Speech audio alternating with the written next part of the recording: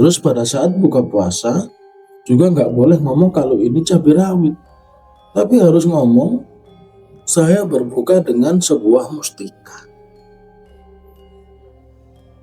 Penasaran kan Mbak Sela? Ketika suami Mbak Sela itu melakukan ritual yang pertama, "Pah, perut kosong berbuka puasa pakai cabai rawit gak pedas?" Terus suami bilang,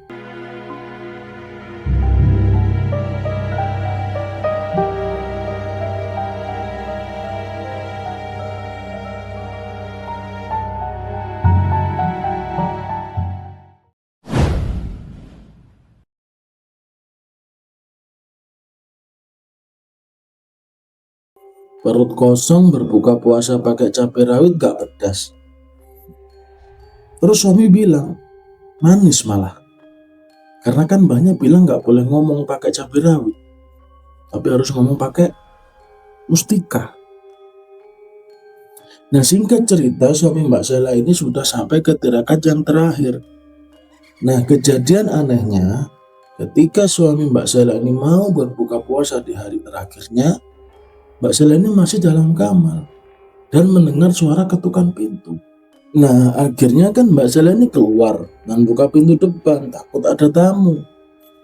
Tapi begitu masih buka pintu kamar, Mbak Sela ini badannya langsung lemas dan kaget karena melihat 3 sosok makhluk.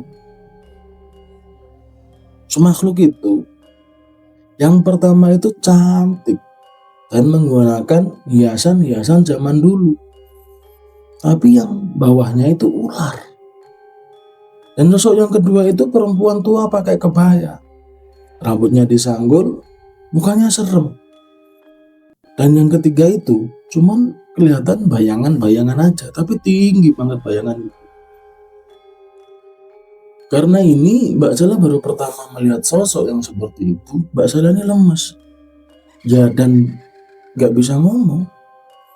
Nah, karena lemes dan ambruk, Mbak Sela ini ngebatin, ya cepet keluar ya, mama takut. Nah, bener aja, ketika suami Mbak Sela ini keluar dari kamar itu, kaget lihat posisi istrinya yang sudah ambruk di lantai. Mama kenapa, Ma? Istighfar, Ma. Akhirnya Mbak Sela cerita ke suaminya apa yang telah terjadi. Setelah selesai cerita, reaksi suami Mbak Sela ini malah senyum-senyum, puas, dan bilang berarti kita berhasil, kata suami Mbak Sela. Berarti portal gaib untuk menarik uang udah terbuka dan sudah dapat izin. Karena tirakat suaminya sudah selesai, besoknya suami Mbak Sela ini berangkatlah ke rumah Abah. Di sini Mbak Sela masih belum ikut ya. Selisih beberapa menit, suami pulang lagi dan bilang sama istrinya, Mama harus ikut ke rumah Mbah, dan ini ada sangkut pautnya sama Mama. Akhirnya suami dan Mbak Sela ini berangkatlah ke rumah Mbah. Di situ si Mbah menjelaskan, Neng, berhubung kamu yang didatengin sama sosok makhluk itu makhluk yang dibeli sama suami kamu. Dan makhluk itu lebih tertarik sama kamu. Kayaknya kalau kamu yang melakukan proses ini akan lebih cepat. Di sini Mbak Sela sudah nyesel, tapi mau menolak juga gimana? Karena udah sejauh ini. Sedangkan orang-orang yang menagih hutang itu sudah mulai mendesak. Akhirnya Mbak Sela ini mau mengikuti anjuran si Mbah. Langsung Mbak Sela ini tanya, ini gimana ritualnya? Jadi Neng, sama Mbah nanti dikasih wirid. Ini harus dibacakan saat ritual. Ritualnya itu dilakukan pada malam Jumat. Tapi juga harus ada sajennya. Sajennya apa saja, Mbah? Ya, kamu harus menyediakan sajian komplit, dupa, pisang, telur ayam kampung, sama bunga yang ada tangkainya. Itu harus dalam jumlah 7. Terus air 7 rupa. Terus di hadapan kamu juga harus ada nampan. Di atasnya pakai daun sirih. Jumlahnya sesuai jumlah weton kalian berdua. Oh gitu ya Mbah? Iya deh Mbah. Singkat cerita, mereka berdua ini pulang dari rumah Mbah. Tapi di sini posisi Mbak Sela ini lagi nggak ada uang. Karena keniatannya yang begitu kuat, akhirnya Mbak Sela dan suami pinjamlah ke saudara-saudaranya. Pada malam Jumat pertama, Mbak Sela ritual. Sebelum ritual dimulai, Mbak Sela dimandiin kembang 7 rupa sama suaminya yang udah dikasih air dari embahnya. Setelah dimandiin kembang 7 rupa, Mbak Sela ini dikurung di dalam kamar. Dan Mbak Sela mulai baca bacaan wirid dari Simbah. Waktunya itu mulai jam 12 sampai azan pertama subuh. Dengan keadaan dupa yang terus menyala, di sela-sela wirid, Mbak Sela juga merasakan angin yang sangat kencang. Dan ternyata tidak menyeramkan yang Mbak Sela bayangkan. Malam Jumat berikutnya, Mbak Sela mau melakukan ritual lagi. Karena memang gak seserem yang Mbak Sela bayangkan. Posisinya juga yang masih belum punya uang, Mbak Sela minjem lagi buat beli sesajen. Tapi pada saat malam Jumat kedua, di situ mulai ada kejadian aneh. Suasana di ruangan itu benar-benar dingin banget. Tapi beda. Badannya Mbak Sela ini malah ngerasa agak anget. Anehnya itu kan Mbak Sela ini posisinya lagi merem. Jadi seolah-olah mata batinnya terbuka di situ. Mbak Sela melihat segerombolan orang itu nyamperin. Dan kayak hafal gitu wajahnya. Tapi nggak tahu pernah lihat di mana. Dan di belakang sosok itu banyak yang mendampingi. Dan mereka semua pakai baju kerajaan zaman dulu. Dan sosok yang dia lihat itu menggunakan kereta kencana. Dan membawa nggak tahu apa itu putih dan bercahaya terang sekali. Makin dekat, ternyata yang datang adalah sosok ular yang pernah datang sebelumnya. Tapi kali ini datang dengan sosok yang sempurna, seperti manusia biasa. Dan sosok ini bilang, "Ini saya kasih." Tapi Mbak Sela nggak tahu itu apa. Ya kayak cahaya putih itu tadi dimasukkan ke tubuh Mbak Sela. Dan Mbak Sela ini badannya ngerasa seperti ada kekuatan yang Mbak Sela sendiri nggak tahu apa yang ia dapatkan. Sampai akhirnya wirid selesai, besoknya datang lagi ke Mbah. Dan ketika Mbak Sela cerita semuanya, kayaknya Mbak ini senang sekali dan bilang, "Sebentar lagi kamu akan berhasil. Mustika putih itu sudah ditanamin ke badan kamu." Tapi Mbak Sela ini takut dan bilang mau berhenti saja. Jangan. Sebentar lagi kamu sudah dapetin uangnya yang kamu mau. Lanjut Simbah. Nah, proses ritual Jumat ketiga sudah dimandiin kembang 7 rupa. Mau masuk ke ruang ritual itu, Mbak Sela ini sudah mau menyerah. Sudah merasakan takut, bingung. Tapi karena desakan hutang yang menumpuk, akhirnya Mbak Sela ini mutusin untuk tetap masuk ke ruangan itu. Dan saat wirid sedang dimulai, meskipun matanya terpejam, Mbak Sela melihat sosok hitam yang tinggi besar sekali. Itu sosok pakai baju bisa dibilang baju pangsi ya baju zaman dulu yang dipakai orang-orang biasa. Di pinggir pundaknya itu ada burung hantunya. Dan di sini badannya Mbak Sela mulai gemeteran. Tapi Mbak Sela tetap wirid. Dan gak lama kemudian sosok itu mukul dada Mbak Sela. Sampai Mbak Sela itu kepental. Dan Mbak Sela ini teriak sangat keras sekali. Nah di situ Mbak Sela ini nangis. Karena pukulan sosok tadi memang terasa membuat tubuh Mbak Sela ini terpental cukup jauh, tapi di sini Mbak Sela tetap ingin fokus melakukan wirid. Dan samar-samar ketika Mbak Sela lanjut wirid, Mbak Sela ini mendengar perdebatan seorang laki-laki dan perempuan. Setelah beres wirid, Mbak Sela ini buka mata, dan di situ Mbak Sela ini kaget banget. Baru pertama kali Mbak Sela melihat di nampan yang diisi dengan daun sirih tiba-tiba menjadi uang. Nampan itu penuh dengan uang dan banyak sekali. Karena saking kagetnya, Mbak Sela ini pegang uang tersebut. Dan ternyata benar asli uang itu. Ketika Mbak Sela ini mau ambil uang dan mau dikasih lihat ke suaminya, ternyata uang itu hilang lagi.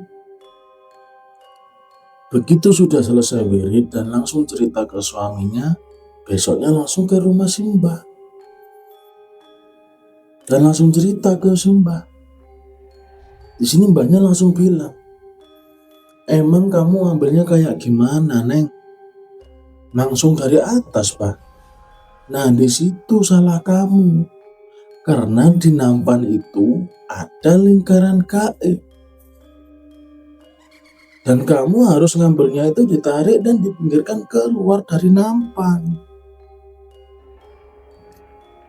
Nah, di situ Mbak Sela juga menceritakan kejadian cekcok itu. Di sini Simbah langsung diem, memejamkan mata, kayak komunikasi. Selesai komunikasi, Simbah langsung bilang, udah, kalian gagal. Nah di sini Mbak Sela dan suami kaget, saling pandang-pandangan aja mereka berdua ini. Karena Mbak Sela yang ngelakuin ritual kan jadi penasaran, kenapa kok bisa gagal? Terus ini gimana? Ya udah, mau gimana lagi kalau udah gagal? Lanjut Simbah. Bisa nggak, Bah, ini dilakukan lagi? Nggak akan bisa. Kenapa, Mbak? Kok nggak bisa? Kata suami Mbak Sela nih. Ya karena ada satu sosok leluhurnya istri kamu yang tidak mensetujui melakukan ritual ini.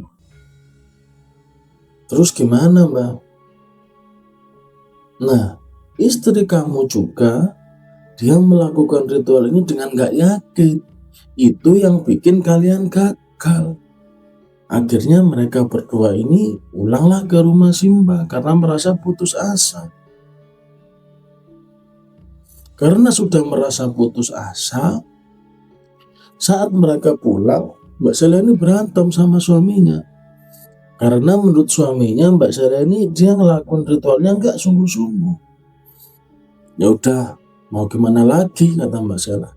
Nah, karena sudah merasa gagal dan memilih jalan yang salah, akhirnya Mbak Sela dan suami udah gak pernah ngebahas tentang ritual lagi.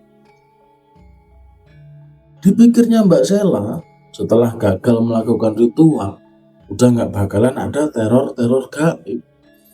Tapi ternyata teror-teror gaib di rumah Mbak Sela ini semakin banyak. Dan Mbak Sela ini semakin sering kesurupan. Dan gak cuma Mbak Sela dan suaminya aja. Anak-anaknya juga diteror juga. Sering ngelihat sosok ular.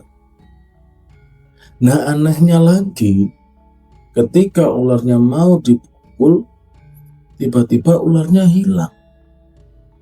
Dari semenjak kejadian tersebut Mbak Sela ini sering mimpi.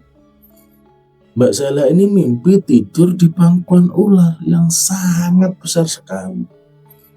Nah, pas bangun, Mbak Sela itu selalu kaget di jam yang sama, di jam 1:30 malam. Tiap hari kayak gitu. Bahkan pernah juga saat malam, suami Mbak Sela mulai jalan lagi ke pasar. Pada saat jam suami belum waktunya pulang, tiba-tiba ada yang ketuk pintu. Takutnya kan ada tamu. Dan ketika Mbak Sela buka, ternyata yang dilihat Mbak Sela ini suaminya. Lah, tanya dong Mbak Sela ini, tumben udah pulang, apalagi rame ya? Dan di sini suami Mbak Sela ini nggak menjawab apa-apa saat ditanya itu.